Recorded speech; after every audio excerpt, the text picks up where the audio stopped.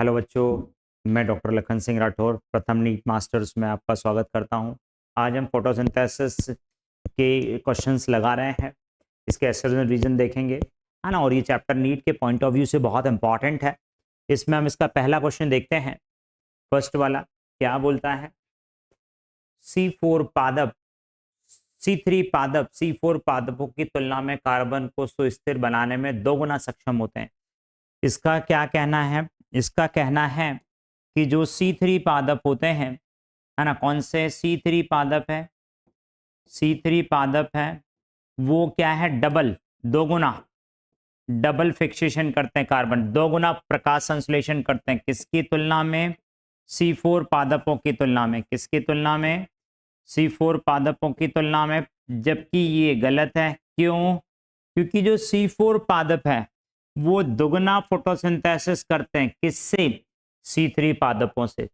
चीजें क्लियर है? मतलब C4 पादप की प्रकाश संश्लेषण की दर दुगनी होती है। किससे? C3 पादपों से। चीजें क्लियर? तो पहले वाला सेंटेंस इसके अंदर जो दिया है, पहला कथन जो दिया है वो क्या है? गलत है। दूसरा है C4 पादप प्रकाश शोषण को दूर करने के लिए रूपांतरित प्रकाश संश्लेषी तंत्र एवं पर्ण शारीरिकी रखते हैं। बिल्कुल सही है। क्यों? क्योंकि इसके अंदर पर्ण शारीरिकी होती, क्रेंज एनाटॉमी होती है। आपने नाम सुना होगा जिसको बोलते हैं क्रेंज एनाटॉमी। क्या बोलते हैं? क्रेंज एनाटॉमी होती है ना। इनके अंदर क्रेंज एनाटॉमी होती जो क्या करती है? इनके अंदर प्रकाश शोषण को नहीं होने देती है। तो ये दूसरे वाला सही है। क्या है? दूसरे वाला सही है। तो हम यहाँ पर क्या बोलेंगे? आंसर क्या आ जाएगा? आंसर सेकंड वाला आ जाएगा, कथन दूसरा सही है। चीजें क्लियर है? नेक्स्ट हम देख रहे हैं इसके बाद में। नेक्स्ट बात, कौन सा गलत मिलान है? ऐसा कौन सा मिलान है जो गलत है? सही जोड़ी है ना। तो यहाँ पर देखो, इस बार लगभग नीट में 8 क्वेश्चन, मतलब बहुत सारे क्वेश्चन आए थे इसके अंदर, है ना, गलत गलत मिलान में। तो हम यहाँ पर बात करें कौन सा गलत मिलान है? थैलेकोइड है। थैलेकोइड में प्रकाश अभिक्रिया होती है, सही है। स्ट्रोमा में अप्रकाश अभिक्रिया होती, सही है ना। प्रकाश तंत्र जो फोटो सिस्टम सेकंड है उसका जो वो है वो P700 नहीं होता है। इसका जो रिएक्शन सेंटर का नाम क्या होता है? इसके रिएक्शन सेंटर का नाम है P680, है ना। P680 इसका नाम है। मतलब ये वाला गलत है। कौन सा? ये वाला गलत है। तीसरे वाला गलत है ना। तो आंसर इसका क्या आ जाएगा? Third one, CO2 अपचयन। C3 चक्र, हाँ, केल्विन चक्र में C3 चक्र CO2 अपचयन होता है, रिडक्शन होता है, CO2 का फिक्सेशन होता है। नेक्स्ट इसके बाद देख रहे हैं, निम्नलिखित 4 कथनों को पढ़िए। इन कथन को पढ़ना है। देखते हैं क्या बोल रहा है। पादपों में CO2 संतृप्तता कुल कार्बन डाइऑक्साइड के 10% पर आती। देखिए, ये एनसीईआरटी की लाइन दी है, लेकिन एनसीईआरटी की लाइन में कितने अच्छे से उन्होंने वर्ड्स को बदल दिया। पादपों में CO2 संतृप्तता, ये नहीं है। पादपों में प्रकाश से संतृप्तता कुल लाइट के 10% में आ जाती है। मतलब ये जो सेंटेंस दिया है यहां पर प्रकाश के लिए होता तो सही था, प्रकाश की जगह इन्होंने क्या कर दिया? CO2 कर दिया। तो ये यहां पर गलत हो जाएगा।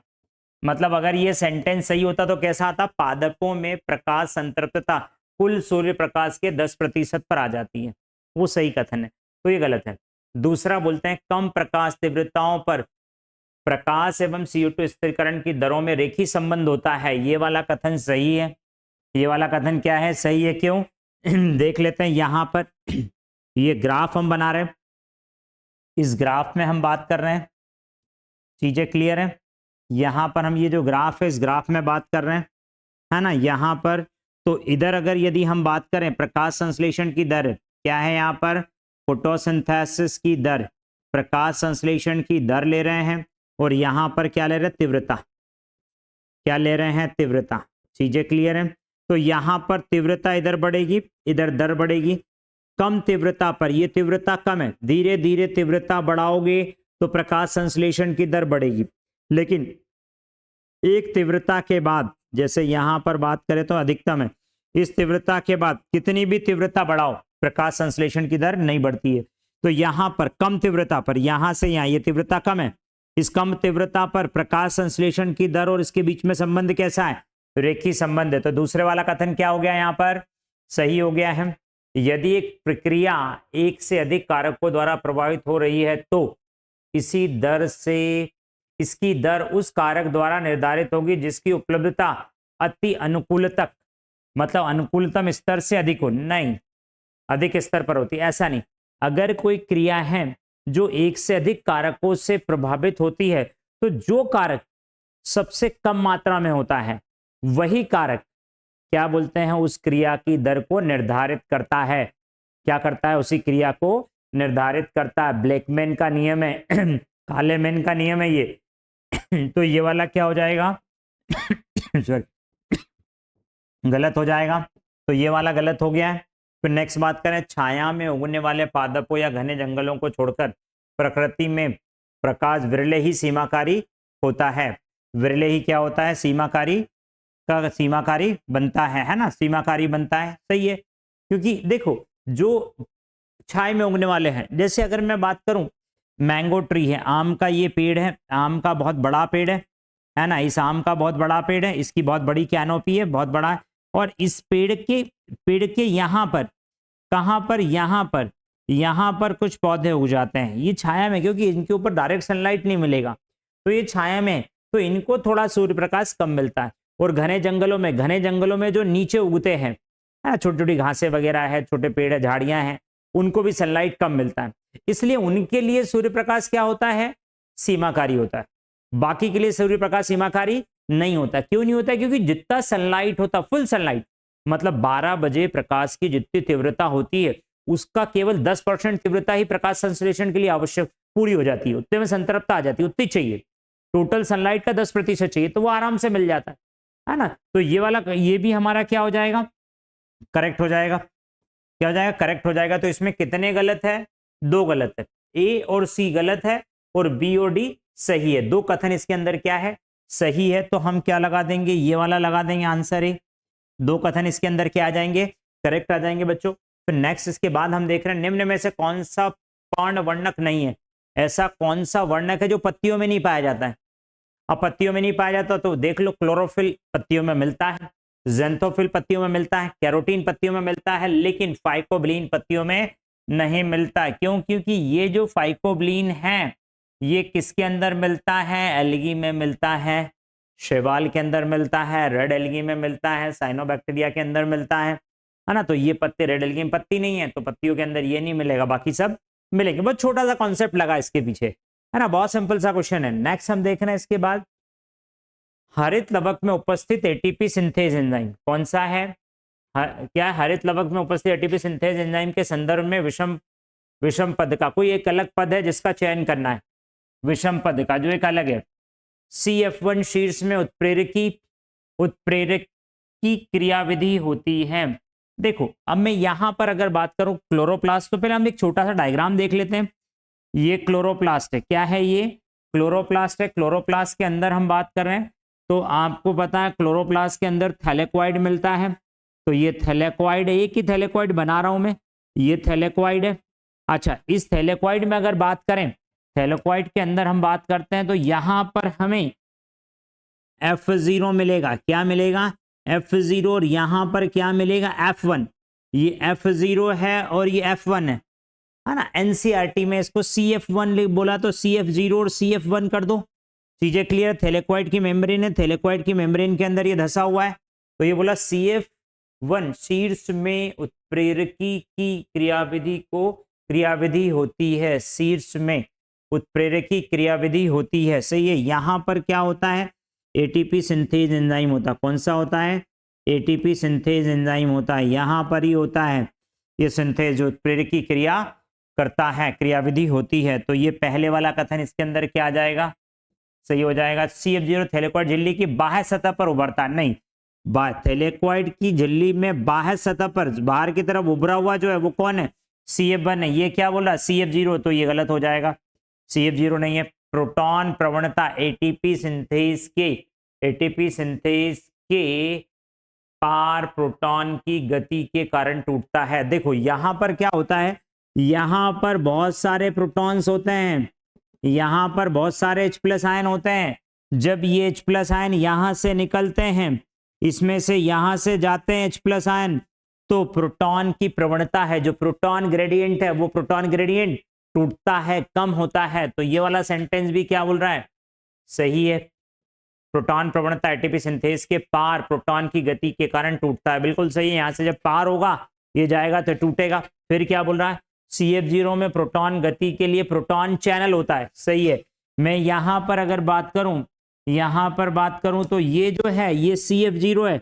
इस CF0 में कहां पर, इस CF0 के अंदर ट्रांस मेम्ब्रेन प्रोटीन होता है। क्या होता है बच्चों, ट्रांस मेम्ब्रेन प्रोटीन होता है। इस प्रोटीन को ही हम क्या बोलेंगे, प्रोटॉन चैनल। ये जो प्रोटीन है यही क्या बनाता है, प्रोटॉन चैनल बनाता है। क्या बनाता है, प्रोटॉन चैनल बनाता है। तो अगर यहां पर बात करें तो ये वाला भी सही है। अब क्वेश्चन देख लो, क्वेश्चन पढ़ो। एक विषम को चुनना है, विषम है, 3 सही है 1 गलत है, तो विषम कौन सा है, गलत वाला। आंसर क्या आ जाएगा, आंसर क्या आ जाएगा, CF0, मतलब बी वाला जो विषम है जो गलत है। इन्हें लिखा नहीं है, इन्हें ये नहीं बोला कि गलत कथन को वो करना है, इन्हें ये बोला कि विषम को सेलेक्ट करना है। चीजें क्लियर है। नेक्स्ट देखते हैं इसके बाद में। नेक्स्ट, निम्न में से कथन, गलत कथन का चयन, गलत कथन का चयन कीजिए। गलत कथन पूछ रहा है ये, है ना, कौन सा पूछ रहा है, गलत कथन। C4 चक्र केवल कुछ एक बीजपत्री पादपों में पाया जाता है, ऐसा नहीं है। C4 चक्र एक बीजपत्री पादप में भी होता है और द्विबीजपत्री पादप में भी होता है, दोनों में होता है। तो हम यहाँ पर लेकिन हाँ ये हम बोल सकते हैं कि अधिकांश एक बीजपत्री होते हैं, पर ये नहीं बोल सकते कि केवल भी एक बीजपत्री में होता है कुछ, है ना।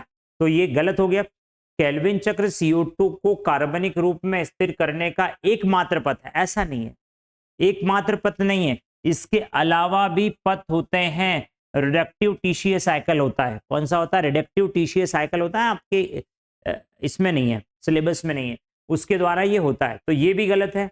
फिर क्या बोला, RUBP के कार्बोक्सीकरण के दौरान ATP खर्च नहीं होती है, ये सही है, ये सही है। जब RUBP क्या बोलते हैं, RUBP से CO2 जुड़ती है तो 3PGA बनता है। क्या बोल रहा हूं, RUBP है, RUBP से क्या जोड़ रहे हो, यहां पर CO2 को जोड़ रहे हो तो क्या बनता है, 3PGA बनता है। और यहाँ ये जो 3PGA बनता है इसमें यहां पर कहीं पर भी ATP की जरूरत नहीं पड़ती है, इसलिए डी वाला आंसर सही है। अब इसमें से हमें क्या करना है, गलत कथन करना है। गलत कौन सा, ए और बी गलत है, तो आंसर क्या आ जाएगा इसके अंदर बच्चों, बी आंसर आ जाएगा, जो बी क्या है, गलत है। नेक्स्ट इसके बाद देख रहे हैं। नेक्स्ट, निम्नलिखित में से कितने कथन प्रकाश संश्लेषण तथा शोषण के लिए उभयनिष्ठ है। देखो क्वेश्चन क्या बोल रहा है, ऐसा कौन सा है जो प्रकाश संश्लेषण और शोषण दोनों में कॉमन है, दोनों में उभयनिष्ठ है। देख लेते, तो इसको थोड़ा सा करने के लिए ऐसा करो, डिफरेंस देख लो थोड़ा सा कि दोनों में कौन कौन सा डिफरेंस है ना, है ना। दोनों प्रक्रियाओं में हाइड्रोजन, क्या दोनों प्रक्रियाओं में हाइड्रोजन के रूप में NADPH का निर्माण होता है। दोनों प्रक्रियाओं में प्रकाश, देखो यार, प्रकाश संश्लेषण में NADPH का तो निर्माण होता है, लेकिन प्रकाश शोषण में NADPH का निर्माण नहीं होता है, तो ये उभयनिष्ठ नहीं है। उभयनिष्ठ निकालने के लिए आपको अंतर देखना पड़ेगा, बस अंतर देख लो तो यहां डिफरेंस हो गया, क्योंकि प्रकाश संश्लेषण में NADPH बनता है लेकिन श्वसन में NADPH नहीं बनता, श्वसन में NADPH काम करता है। चीजें क्लियर है, क्या बोल रहा हूं, एक बार फिर लिख के बता रहा हूं, क्या बोल रहा हूं, फोटोसिंथेसिस है, फोटोसिंथेसिस में क्या बनता है, NADPH2 बनता है, जबकि श्वसन में, रेस्पिरेशन में, श्वसन में या रेस्पिरेशन में बात करें तो इसके अंदर क्या लगता है, क्या लगता है इसके अंदर, NADPH2, क्या लगता है, NADPH2 लगता है, क्या लगता है इसके अंदर, NADPH2 लगता है। चीजें क्लियर है, चीजें क्लियर है। तो ये गलत हो गया। दोनों प्रक्रियाओं में झिल्ली के आर पार प्रोटॉन प्रवणता के द्वारा निर्माण ATP का संश्लेषण होता है, बिल्कुल सही है। कहीं पर भी दुनिया में कहीं पर भी ATP बनानी है तो प्रोटॉन ग्रेडियंट को डेवलप करना पड़ेगा, प्रोटॉन प्रवणता को डेवलप करना पड़ेगा। तो ये दोनों में डेवलप होती है, प्रकाश संश्लेषण में भी और इसमें भी, श्वसन में भी। फिर दोनों प्रक्रिया रात्रि को संपन्न होती है, ये सबसे इंपॉर्टेंट पॉइंट है। देखो एक चीज ध्यान रखो, एक चीज मान लो, जो फोटोसिंथेसिस है, प्रकाश संश्लेषण है, प्रकाश संश्लेषण के लिए प्रकाश, लाइट की जरूरत होती है, किसकी जरूरत होती है प्रकाश संश्लेषण के लिए? लाइट की जरूरत होती है। ये कब होगा? जब सूर्य प्रकाश मिलेगा तब होगा। मतलब सूर्य प्रकाश कब मिलता है? ड्यूरिंग डे समय, डे के समय में, दिन के समय में। कब मिलता है? डे के समय में। चीजें क्लियर है? लेकिन जो श्वसन है, कोई भी सेल है जन्म से लेकर मृत्यु तक, जन्म हुआ है जन्म से लेकर मृत्यु तक 24/7 मतलब 24 घंटे श्वसन करती है। 24/7 सातों दिन 24 घंटे श्वसन करती है।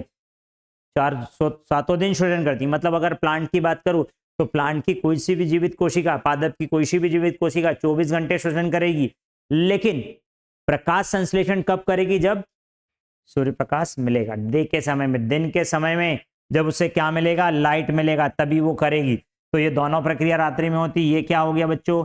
गलत हो गया है ना। फिर बात करें, दोनों प्रक्रियाओं में वातावरणीय CO2 एंजाइम की सहायता से स्थिर होती है। अब देखो यार, ये तो हमें पता है प्रकाश संश्लेषण में CO2 स्थिर होती है, लेकिन श्वसन में ग्लूकोज टूटता है तो जो स्थिर CO2 वो बाहर निकलती है। तो ये भी विरोधाभास हो गया है ना। ये हो गया। चीजें क्लियर है? चीजें क्लियर है? तो इसमें अगर हम बात करें, पहला पॉइंट कॉमन नहीं है ना। दोनों प्रक्रिया में हाइड्रोजन के रूप में NADPH का निर्माण होता है। NADPH का, तो ये भी क्या है ना, ये उभयनिष्ठ नहीं है। और दोनों प्रक्रियाओं में झिल्ली के आर पार प्रोटॉन प्रवणता के निर्माण के द्वारा ATP का संश्लेषण होता है। ये सही है, ये सही है, ये है ना। मतलब ये भी उभयनिष्ठ नहीं है, ये भी उभयनिष्ठ नहीं है, और ये भी उभयनिष्ठ नहीं है। उभयनिष्ठ कौन सा है? दूसरे वाला उभयनिष्ठ है। एक सेंटेंस है, मतलब इसका आंसर कौन सा आ जाएगा? आंसर ए आ जाएगा। पहले वाला आंसर इसके लिए क्या होगा? करेक्ट होगा। नेक्स्ट इसके बाद देख रहे हैं, नेक्स्ट हम बात करते हैं। चीजें क्लियर है? नेक्स्ट में इसमें हम देख रहे हैं, एक वर्णक क्रोमेटोग्राम में पीला नारंगी रंग देता है। देखो लिखा हुआ, यही इस उसका वो है, क्लू पॉइंट है जिसको हमें पकड़ना है। पीला नारंगी रंग दिखाता है तथा उच्च पादपों के पर्णों में पाया जाता। पर्ण मतलब पत्तियों में पाया जाता है। तो जो नीला नारंगी रंग देता है, नीला नारंगी रंग कौन देता है? कैरोटीन। कौन देता है? कैरोटीन। तो यहां पर किसकी बात हो रही है? यहां पर कैरोटीन की बात हो रही है। किसकी बात हो रही है बच्चों? कैरोटीन की बात हो रही है। तो देख लेते हैं। क्या विभिन्न तरंगदैर्घ्य के प्रकाश के अवशोषण में सहायक होता है। सही है। क्यों सहायक होता है? जो कैरोटीन है, कैरोटीन 450 नैनोमीटर और लगभग 550 नैनोमीटर की तरंगदैर्घ्य को अवशोषित करता है। तो ये कर ही रहा है, सही है। दूसरा, प्रकाश द्वारा क्लोरोफिल ए वर्णक को ऑक्सीकारी विघटन से रक्षा करने में सहायक है। ये भी सही है। क्यों सही है ये देख लेते हैं। देखो जो प्रकाश तंत्र होता है, ये फोटो सिस्टम है, यहाँ पर क्लोरोफिल ए का अभिक्रिया केंद्र होता है। ये अभिक्रिया केंद्र जिसमें क्लोरोफिल ए होता है। इस क्लोरोफिल ए के बाजू से बात करें, कहां से बात करें? क्लोरोफिल ए के बाजू से। तो बहुत सारे क्या होते हैं? सहायक लाइट हार्वेस्टिंग कॉम्प्लेक्स होते हैं, या जिनको हम क्या बोलते हैं? सहायक वर्णक। कौन से वर्णक है ये? सहायक वर्णक है। और ये जो सहायक वर्णक है एसेसरी पिगमेंट का काम करते हैं। और इन सहायक वर्णक में हमें क्या मिलेगा? कैरोटीन मिलता है। क्या मिलता है इसके अंदर? कैरोटीन। अब क्या होगा?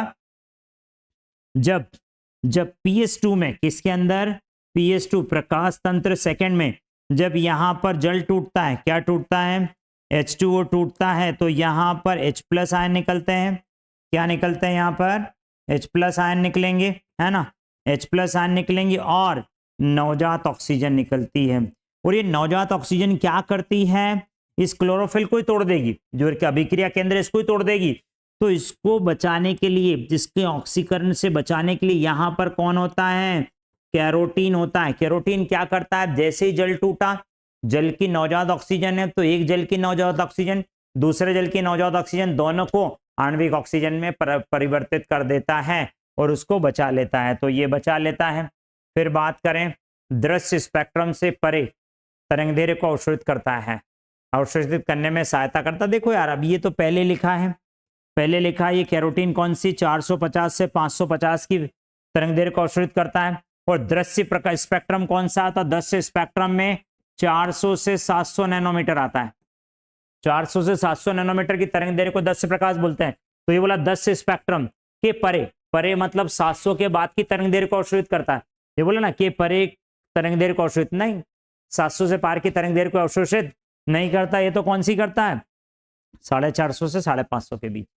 तो ये वाला हमारा क्या हो गया, गलत हो गया है ना, ये क्या हो गया, गलत हो गया। इसमें पूछा क्या था, मैं पीला नारंगी दिखता उच्च पादप वर्णन पाया जाता, वह कौन है, मतलब पहला कथन सही है, दूसरा कथन सही है ना, दूसरा कथन सही, ए और बी सही है, ए और बी सही है, केवल ए और बी करेक्ट है ना।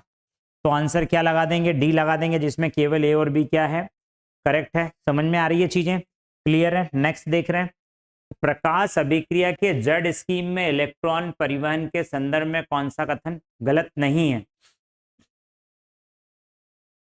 कौन सा कथन गलत नहीं है। देखो यहां पर घुमाया, कौन सा कथन गलत, उन्हें ये नहीं बोला कि कौन सा सही है, कौन सा कथन गलत नहीं है, मतलब हम बात करें कौन सा सत्य है, क्या देख रहे हैं, कौन सा क्या है सत्य, देख लो। उत्तेजित इलेक्ट्रॉन को एक इलेक्ट्रॉन ग्राही ले जाता, वह इलेक्ट्रॉन परिवहन तंत्र को पहुंचा देता। सुनो यहां पर अगर हम बात करें, यहां पर बात करें तो ये फोटो सिस्टम 2 है, सेकंड है, फोटो सिस्टम सेकंड से इलेक्ट्रॉन ऊर्जा लेके हाई एनर्जी लेवल में जाता है, फिर यहां से फियोफाइटिन के पास जाता है, फिर ऐसे जाते जाते PS1 के पास जाता है, PS1 से FD के पास जाता है और इधर से और आगे चला जाता है, ऐसा ही जाता रहता है। तो बोला उत्तेजित इलेक्ट्रॉन को एक इलेक्ट्रॉन ग्राही ले लेता है, बिल्कुल सही है। यहाँ से इलेक्ट्रॉन हाई एनर्जी में गया, यहाँ से उत्तेजित हुआ, इलेक्ट्रॉन कूद गया तो इलेक्ट्रॉन ग्राही ने इसको ले लिया और जो इलेक्ट्रॉन परिवहन तंत्र को पहुंचा देता, और ये इलेक्ट्रॉन परिवहन तंत्र है, यहाँ पर ये ATS है, ये ATS चल रहा तो इसमें पहुंचा देता, बिल्कुल सही बोल रहा है, ये पहुंचा देता है। इलेक्ट्रॉन की यह गतिविधि उपयुपाचय विभव रिडॉक्स पोटेंशियल मापन के रूप में शिखरोपरि है जब यह इलेक्ट्रॉन परिवहन श्रृंखला से गुजरता है। सुनो मैं यहां पर बात करूं, ये अपहिल की बात, शिखरोपरि मतलब अपहिल की बात कर रहा है, किसकी बात कर रहा है, अपहिल। अगर यदि मैं ऊर्जा की दृष्टि से बात करूं तो यहां से ये जो इलेक्ट्रॉन जा रहा है उच्च ऊर्जा में जा रहा है, कहां जा रहा है, उच्च ऊर्जा, उच्च ऊर्जा मतलब अपहिल जा रहा है। यहां से इलेक्ट्रॉन कहां जा रहा है, निम्न ऊर्जा मतलब डाउन हिल में जा रहा है। फिर यहां से इलेक्ट्रॉन ऊपर जा रहा है मतलब अपहिल में जा रहा है, उच्च शिखरों पर ही जा रहा है। यहां से बात करें तो यहां से इलेक्ट्रॉन फिर डाउन में जा रहा है। मतलब हम ये बोलेंगे कि इलेक्ट्रॉन की जो गतिविधि है, इलेक्ट्रॉन की जो गतिविधि है वो शिखरों पर ही नहीं है, केवल अपहिल नहीं है, अपहिल के साथ डाउनहिल भी है, दोनों है।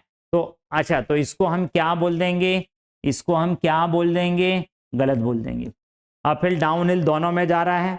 फिर नेक्स्ट यहां पर बात करते तीसरा कथन, फोटो सिस्टम प्रथम से प्रकाश उत्तेजित इलेक्ट्रॉन का उपयोग नहीं होता है बल्कि फोटो सिस्टम 2 को दे दिया जाता है। सुनो ये फोटो सिस्टम 1 है, इससे उत्तेजित इलेक्ट्रॉन इधर जाएगा और यहां पर NADP+, कौन बच्चों, NADP+, ये NADP+ उस इलेक्ट्रॉन को ग्रहण करता है, न कि यहां से इलेक्ट्रॉन उत्तेजित होकर PS2 में जाता है। तो ये भी क्या हो जाएगा आपका, गलत हो जाएगा। फिर कौन सा आ रहा है, NADP प्रोटॉन तथा इलेक्ट्रॉन जुड़ने के कारण NADPH में अपचयित होता है, सही है। क्यों सही है, यहां पर देखो NADP+ है, NADP+ क्या करेगा, H+ आयन लेगा, 2 H+ आयन लेगा और यहां से इलेक्ट्रॉन लेगा और काय में अपचयित हो जाएगा, NADPH2 में, काय में अपचयित हो जाएगा, NADPH2 में क्या हो जाएगा, ये अपचयित हो जाएगा। तो NADPH2 में अपचयित हो गया है। चीजें क्लियर है। यहाँ से क्या लिया है, यहाँ से क्या लिया है, इसको थोड़ा सा मैं मूव करके बता रहा हूँ। क्या लिया है, ये NADP+ है, ये 2 H+ आयन और यहाँ से इलेक्ट्रॉन आए, ये NADP+ ने इलेक्ट्रॉन लेके ये NADPH2 में चेंज हो गया। चीजें क्लियर है, चीजें क्लियर है, कोई डाउट तो नहीं है। तो यहीं पर हम देख रहे हैं, तो ये वाला कथन क्या है, सही है ना। चीजें क्लियर है, मतलब यहां पर अगर हम बात कर रहे हैं तो ये वाला कथन क्या है, सही है। तो इसमें कौन सा पहला कथन है और कौन सा है, चौथा कथन सही है, मतलब इसका आंसर, अच्छा सही सत्य कथन देखना है, सत्य गलत नहीं है, मतलब सत्य, सत्य मतलब कौन सा, पहला और चौथा सत्य। आंसर क्या आ जाएगा इसका बच्चों, डी आंसर आ जाएगा। देखो यहां पर केवल यही आपको देखना है क्या बोल रहा है, वो सीधे नहीं बोलता, कुछ ना कुछ घुमा के कुछ ना कुछ चीजें बता देगा आपको, है ना। फिर नेक्स्ट इसके बाद बात करते हैं, जल के विघटन से उत्पन्न प्रोटॉन थैलेक्वाइड अवशिका में संचित होता है, कहाँ संचित होता है, जल से विघटन से उत्पन्न प्रोटॉन थैलेक्वाइड। अभी देख लेते हैं कि भी ये कहाँ पर हो रहा है ना। तो हम यहां पर बात करें, मैं यहां पर क्लोरोप्लास्ट बना रहा हूं, ये क्लोरोप्लास्ट है। क्लोरोप्लास्ट के अंदर बात करें तो ये थैलेक्वाइड है, ये थैलेक्वाइड है, थैलेक्वाइड की मेम्ब्रेन है। चीजें क्लियर है, ये ऐसी थैलेक्वाइड की मेम्ब्रेन है। थैलेक्वाइड की मेम्ब्रेन में यहां पर ऑक्सीजन इवॉल्विंग कॉम्प्लेक्स होता, ओईसी। ओईसी मतलब क्या है, जहां से क्या होता है, इलेक्ट्रॉन जो है वाटर टूटता है, तो यहां पर जल टूटेगा, तो यहां पर H2O टूटेगा, तो क्या निकलेगा यहाँ पर, H plus ion plus electron निकलेंगे, और प्लस क्या निकलेगी, नवजात ऑक्सीजन निकलेगी। चीजें क्लियर। अब जल के विघटन से उत्पन्न प्रोटॉन थैलेक्वाइड अवकाशिका में, ये थैलेक्वाइड की अवकाशिका है, ये अवकाशिका है। अवकाशिका मतलब होता है ल्यूमेन। तो बिल्कुल सही है, जल टूटा, जल के जो H प्लस आयन है वो इस अवकाशिका में संचित हो रहे हैं, तो ये सही बोल रहा है, अवकाशिका में संचित हो रहा है, पहला कथन सही है। जल का विघटन थैलेक्वाइड झिल्ली की आंतरिक अंदर की तरफ होता है। ये देख लो, थैलेक्वाइड की ये जो झिल्ली, ये पूरी की पूरी थैलेक्वाइड की झिल्ली है, इस थैलेक्वाइड की झिल्ली में अंदर की तरफ हो रहा है, तो बिल्कुल सही है, अंदर की तरफ हो रहा है। आ गया, कथन कारण दोनों सही है। अब इसकी सही व्याख्या कर रहा कि नहीं कर रहा, तो एक बार पढ़ो, जल के विघटन से उत्पन्न प्रोटॉन थैलेक्वाइड अवकाशिका में संचित होता है, क्योंकि जल का विघटन थैलेक्वाइड की झिल्ली की अंदर की तरफ होता है। मतलब इसका आंसर क्या आ जाएगा बच्चों, इसका आंसर आ जाएगा पहले वाला, ए आंसर इसका क्या है, करेक्ट है। नेक्स्ट देख रहे हैं, कथन है C4 पथ है, C4 पथ का CO2 स्थिरीकरण अनेक उष्णकटिबंधीय पादपों में पाया जाता है। बिल्कुल सही है, क्योंकि जो C4 पाथवे हैं, इसके जो पादप है वो 30 से 40 डिग्री सेल्सियस तापमान पर भी फोटोसिंथेसिस प्रकाश संश्लेषण कर लेते हैं, इनके अंदर प्रकाश शोषण नहीं होता है। तो उष्णकटिबंधीय की बात करा, उष्णकटिबंधीय क्षेत्र जहां का तापमान 25 डिग्री सेल्सियस से ज्यादा होता है, तो सही बोल रहा है। C4 पथ का CO2 स्थिरीकरण अनेक उष्णकटिबंधीय पादपों में पाया जाता है, बिल्कुल सही है, इसके अंदर पाया जाता है। इस पथ में CO2 एक 3 कार्बन यौगिक से स्थिर होता है, ये भी सही है, 3 कार्बन से स्थिर होता है। कैसे कैसे, क्योंकि जो C4 पाथवे हैं उसमें क्या होता है, PP होता है। क्या होता है बच्चों, फॉस्फोइनॉल पायरुवेट। इस फॉस्फोइनॉल पायरुवेट के पास 3 कार्बन होते हैं, और ये क्या करता है, CO2 को एक्सेप्ट करता है। किसको एक्सेप्ट कर रहा है, CO2 को एक्सेप्ट करता, और क्या बनाता है, ऑक्जेलो एसिटिक एसिड। ऑक्जेलो एसिटिक एसिड के पास कितने कार्बन होते हैं, 4 कार्बन होते हैं। कितने कार्बन होते हैं, 4 कार्बन होते हैं। तो पहला भी सही है, दूसरा भी सही है। चीजें क्लियर। अब देख लो यार, इसकी सही व्याख्या कर रहा है या नहीं कर रहा है। C4 पथ का CO2 स्थिरीकरण अनेक उष्णकटिबंधीय पादपों में पाया जाता है, क्योंकि इसमें एक 3 कार्बन का कंपाउंड बनता है। ऐसा तो कुछ नहीं कि 3 कार्बन के कंपाउंड बनने के कारण होता है, ऐसा कुछ भी नहीं है। मतलब पहला दूसरा कथन दोनों सही है, और ये इसकी कथन की व्याख्या, कारण जो है कथन की व्याख्या नहीं करता है। नेक्स्ट इसके अंदर देख रहे हैं, कथन है, वर्तमान में CO2 की उपलब्धता C4 पादपों के लिए सीमित है। मतलब जो CO2 का भी उपलब्धता वो C4 पादपों के लिए सीमित है। तो पहले हम देख लेते हैं क्या है, जो देखो वायुमंडल में, कहाँ की बात कर रहा हूं, वायुमंडल की बात कर रहा हूं, है ना, किसकी बात कर रहा हूं, वायुमंडल में है। तो वायुमंडल में जो है, वायुमंडल में CO2 300 से, CO2 का जो सांद्रण है 300 से 400 ppm है। कितना बच्चों, 300 से 400 ppm है वायुमंडल में। अब देख रहे हैं C3 पादपों के लिए, C3 पादपों के लिए कितना चाहिए, C3 पादपों के लिए चाहिए 450 ppm। मतलब C3 पादपों के लिए CO2 का वायुमंडल में सांद्रण 450 ppm होगा, तब उसके लिए उनके लिए CO2 संतृप्त होगा, है ना। फिर हम बात करें C4 पादप के लिए, C4 पादप के लिए लगभग चाहिए 360 ppm। कितना चाहिए, 360 ppm। वायुमंडल में कितना है, 300 से 400, इनका कितना है 350 ppm। 360 ppm मतलब C4 के लिए सीमाकारी नहीं है, किसके लिए सीमाकारी है, C3 पादपों के लिए सीमाकारी है। और ये C4 के लिए बोल रहा है, तो गलत है, C4 के लिए सीमाकारी नहीं होगा, क्योंकि C4 को 350 चाहिए और ये 400 तक है, तो C4 के लिए पर्याप्त है, C3 के लिए पर्याप्त नहीं है। C3 पौधे C4 पौधों की अपेक्षा CO2 की स्थिरीकरण में अधिक सक्षम होते हैं। सुनो, C4 पौधे जो है वो अधिक सक्षम होते हैं किससे? C3 पौधों से, क्योंकि C3 पौधों में प्रकाश शोषण होता है और C4 में प्रकाश शोषण नहीं होता है। मतलब यहां पर दोनों गलत है, कथन भी गलत है, कारण भी गलत है। मतलब इसका आंसर क्या आ जाएगा? इसका आंसर आ जाएगा डी वाला। कौन सा आंसर आ जाएगा? डी वाला आंसर करेक्ट है। चीजें क्लियर है? नेक्स्ट हम देख रहे हैं, ये केम पाथवे है, हमारे नीट में नहीं है, इसको भी स्किप कर देते हैं। नेक्स्ट हम देख रहे हैं, है ना, जल का विघटन थैलेक्वाइड की झिल्ली के भीतर की तरफ, भीतर की ओर होता है। सही बोल रहा है, ये क्लोरोप्लास्ट है, क्लोरोप्लास्ट के अंदर ये थैलेक्वाइड है, थैलेक्वाइड की झिल्ली है।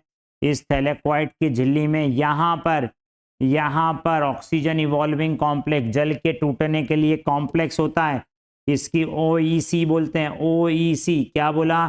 OEC। यहीं पर क्या टूटता है? यहीं पर वाटर टूटता है, H2O आता है और H+ आयन निकलते हैं, और क्या निकलती है? नवजात ऑक्सीजन निकलती है और इलेक्ट्रॉन निकलते हैं। चीजें क्लियर है? तो ये सही बोल रहा, जल का विघटन थैलेक्वाइड की झिल्ली के भीतर की ओर होता है, भीतर की ओर होता है। सही बोल रहा है, जल का विघटन pH2 से संबंधित है। बिल्कुल सही है, यहां पर pH2 चलता है, pH2 होता है जो थैलेक्वाइड की झिल्ली के भीतर की तरफ होता है ना। तो जल का विघटन pH2 से संबंधित है, जो थैलेक्वाइड की झिल्ली में, कौन सी झिल्ली में? थैलेक्वाइड की झिल्ली में भीतर की तरफ होता है। ये भी सही है, दोनों सही है, कथन भी सही है, कारण भी सही है। तो इसका आंसर क्या आ जाएगा? पहले वाला। कौन सा आ जाएगा? पहले वाला, भीतर की तरफ यहाँ पर होगा, इसलिए यहाँ पर ये चीजें हो जाती है। फिर नेक्स्ट हम बात करें इसके अंदर, अगला, पादप CO2 के यौगिकीकरण में पहले RUBP का उपयोग करते हैं, C3 पादप कहलाते हैं, है ना। जो पादप CO2 के यौगिकीकरण में, सही है, क्योंकि देखो C3 पादप जो है, C3 पादप में क्या होता है? RUBP है, RUBP से कौन जुड़ती है? CO2 जुड़ती है, और क्या बन जाता है? 3PGA बन जाता है। तो यहाँ ये सही बोल रहा है, CO2 के यौगिकीकरण में पहले RUBP का उपयोग करते हैं, RUBP का उपयोग कर रहे हैं, तो ये कथन सही है ना। फिर पादप जो CO2 के यौगिकीकरण में प्रथम PP का उपयोग करते हैं, वे C2 कहलाते हैं। नहीं, PP का जो उपयोग कर रहे हैं, PP के पास 3 कार्बन है, इससे उपयोग करेंगे, इससे CO2 जुड़ेगी, इससे जब CO2 जुड़ेगी तो ऑक्जेलो एसिटिक एसिड बनेगा, और ऑक्जेलो एसिटिक एसिड के पास कितने कार्बन है? 4 कार्बन है। इसके पास कितने कार्बन है? 3 कार्बन है, इसलिए ये C3 पादप हो जाएंगे। और इसके पास कितने कार्बन है? 4 कार्बन, इसलिए C4 पादप हो जाएंगे, या C3 पाथवे हो जाएगा। तो ये क्या बोल रहा है? C2 पाथवे है, तो ये गलत बोल रहा है। ये गलत बोल रहा है। पहला कथन सही है, दूसरा कथन गलत है। कथन सही है, कारण गलत है। आंसर क्या आ जाएगा? तीसरे वाला आंसर आ जाएगा। नेक्स्ट हम देख रहे हैं इसके अंदर, केल्विन चक्र को C3 पथ कहते हैं। बिल्कुल सही है, केल्विन ने बताया था, इसलिए इसको C3 चक्र कहते हैं। सही है, केल्विन चक्र। अब क्या बोल रहा है? जो केल्विन चक्र है, कौन सा चक्र है? केल्विन चक्र है, आ गया समझ में? केल्विन चक्र में CO2 के स्थिरीकरण का पहला उत्पाद एक C3 अम्ल होता है, 3PG होता है। सही है, कैसे? हमने अब भी देखा है, RUBP है, किसको लेगा? CO2 को लेगा, और क्या बन जाएगा? 3PGA बन जाएगा। क्या बन गया? ये 3PGA बन गया। तो पहला उत्पाद 3 कार्बन का, इस 3PGA के पास 3 फॉस्फोग्लिसरिक एसिड अम्ल है। तो पहला कथन भी सही है, और क्या है? दूसरा कथन भी सही है ना। दूसरा कथन भी सही है, और कथन कारण की व्याख्या भी कर रहा है, क्योंकि C3 चक्र को, केल्विन चक्र को C3 पथ कहते हैं। क्यों कहते हैं? क्योंकि केल्विन चक्र में CO2 के स्थायीकरण का पहला उत्पाद 3 कार्बन का होता है, इसलिए उसको C3 चक्र कहते हैं। तो ये सही है ना। पहला आंसर आ जाएगा। नेक्स्ट देख लेते हैं, चक्रीय प्रकाश संश्लेषीकरण में NADPH संश्लेषित होता है, चक्री में नहीं होता। चक्री में NADPH, चक्री में केवल ATP का संश्लेषण होता है। तो ये पहला कथन इसके अंदर क्या हो जाएगा? गलत हो जाएगा। कारण देख लो, चक्रीय प्रकाश संश्लेषीकरण में संश्लेषित NADPH ATP निर्माण से संबंधित नहीं है, जबकि चक्रीय प्रकाश संश्लेषी में तो ये होता ही नहीं, ये भी गलत है। चक्रीय में NADPH का संश्लेषण होता ही नहीं है, अचक्रीय Z स्कीम में होता है, इसलिए पहला भी गलत है, दूसरा भी गलत है, तो इसका आंसर क्या आ जाएगा? डी वाला आंसर आ जाएगा। फिर इसके बाद नेक्स्ट देख रहे हैं, ऑक्सीकारी फास्फोरिलीकरण में ऑक्सीजन आवश्यक है। देखो यहां पर लिखा ऑक्सीकारी क्या बोल रहा है? क्या बोल रहा है? ऑक्सीकारी फास्फोरिलीकरण। ऑक्सीकारी मतलब जिसमें क्या लगे? ऑक्सीजन लगे। फास्फोरिलीकरण मतलब जिसपे क्या हो? एटीपी का निर्माण हो, में ऑक्सीजन आवश्यक होती है ना? देख लेते हैं, जो माइटोकॉन्ड्रिया है, माइटोकॉन्ड्रिया के अंदर ईटीएस चलता है। क्या चलता है? ईटीएस चलता है। इस ईटीएस में यहां पर NADH2 आता है और NADH2 इसमें आता है, और यहां पर क्या लगती है? ऑक्सीजन लगती है और H2O बनता है, और यहां पर फिर हमें 3 ATP मिलती है। क्या मिलती है? 3 ATP मिलती है। तो देखो यहां पर लिखा हुआ है ईटीएस में, और ये कहां पर होता है? सूत्र कणिका में। कहां पर है ये? सूत्र कणिका में है। कहां पर है ये? सूत्र कणिका में है, माइटोकॉन्ड्रिया के अंदर। माइटोकॉन्ड्रिया के अंदर ईटीएस चलता है, ईटीएस में NADH2 आता है, NADH2 आएगा, ऑक्सीजन लगेगी, H2O बनेगा, और इधर क्या बनेगी? 3 ATP बनेगी। तो ऑक्सीकारी फास्फोरिलीकरण में ऑक्सीजन आवश्यक है। बिल्कुल सही है, आवश्यक ऑक्सीजन आवश्यक है। दूसरा क्या बोल रहा है? ऑक्सीकारी फास्फोरिलीकरण क्लोरोप्लास्ट में होता है। किस में हो रहा है? क्लोरोप्लास्ट में हो रहा है, माइटोकॉन्ड्रिया में, माइटोकॉन्ड्रिया में हो रहा है, और ये कहाँ बोल रहा है? क्लोरोप्लास्ट में हो रहा है। तो ये कथन क्या है? गलत है। तो पहला कथन सही है, कारण गलत है। कथन सही है, कारण गलत है। आंसर क्या आ जाएगा बच्चों? तीसरा आंसर आ जाएगा। देखो फटाफट करते जाओ, एक बार आप सीख जाओगे तो फटाफट होते जाएंगे, है ना? अप्रकाशिक अभिक्रिया प्रकाश स्वतंत्र अभिक्रिया है। देख लो, प्रकाश संश्लेषण में 2 अभिक्रियाएं होती है। कितनी होती हैं? 2 अभिक्रियाएं होती है। जो एक अभिक्रिया है लाइट रिएक्शन है, ये लाइट रिएक्शन, और एक कौन सी है? डार्क रिएक्शन है, ये DR डार्क रिएक्शन है, और इसमें प्रकाश की जरूरत नहीं पड़ती। प्रकाश की जरूरत किस में पड़ती है? लाइट रिएक्शन में। तो अप्रकाश अभिक्रिया प्रकाश स्वतंत्र अभिक्रिया है, बिल्कुल सही है, प्रकाश से स्वतंत्र अभिक्रिया है। फिर बोल रहा अप्रकाशिक अभिक्रिया को प्रकाशिक अभिक्रिया में बनने वाले उत्पाद की आवश्यकता नहीं होती। नहीं, ये जो लाइट रिएक्शन है इससे ATP बनती है, और इससे क्या बनता है? NADPH2 बनता है। NADPH2 बनता है, और ये दोनों, इन दोनों किस में लगते हैं? डार्क रिएक्शन में। फिर यहाँ से ऐसा आता है ना? तो इसके लिए आवश्यक है, मतलब जो डार्क रिएक्शन है, अप्रकाश अभिक्रिया है, वो प्रकाश अभिक्रिया के उत्पादों पर निर्भर करती है, उत्पादों पर निर्भर करती है। तो ये दूसरा कथन गलत है। पहला कथन सही है, दूसरा कथन गलत है। कथन सही है, कारण गलत है। तो यहां पर क्या बोल रहे हैं हम? कथन सही और क्या है? कारण गलत है। नेक्स्ट देख रहे हैं, सहायक वर्णक प्रकाश संश्लेषण को अधिक दक्ष बनाते हैं। सही है, कैसे बना रहे हैं? यहां पर अभिक्रिया केंद्र जिसका नाम है क्लोरोफिल है, इसके साथ में यहां पर ये कौन है? सहायक वर्णक है। तो सहायक वर्णक क्या करते हैं? सहायक वर्णक प्रकाश की विभिन्न तरंगदैर्घ्य, प्रकाश की विभिन्न तरंगदैर्घ्यों को अवशोषित करते हैं, और उससे अवशोषित ऊर्जा को लास्ट में किसके पास ट्रांसफर करते हैं?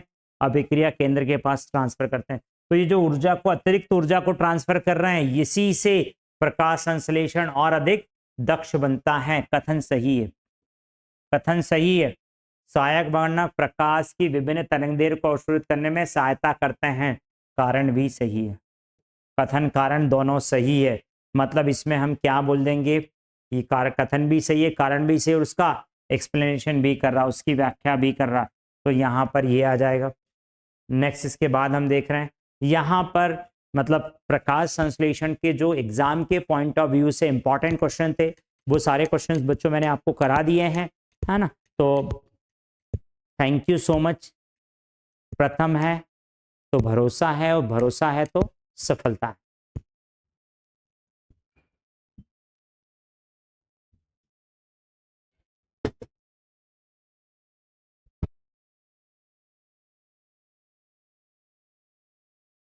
है।